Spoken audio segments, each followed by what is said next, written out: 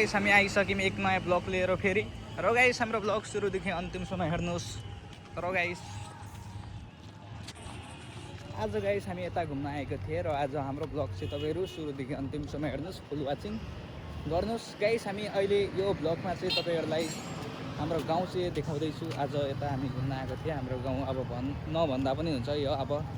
पाहुना आएको अब मेरो त गाउँ बेग्लै भयो अर्कैतिर तर यता हामी लौकीतिर घुम्न आएको थियौँ यसो लौकीको बजार सहर सिनहरू पनि दामी छ यताको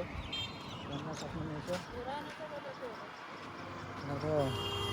यताको सिनहरू यो आन्दोलन भएको कारणले यसमा पुरै यो बिजोग बनाएको छ गाइस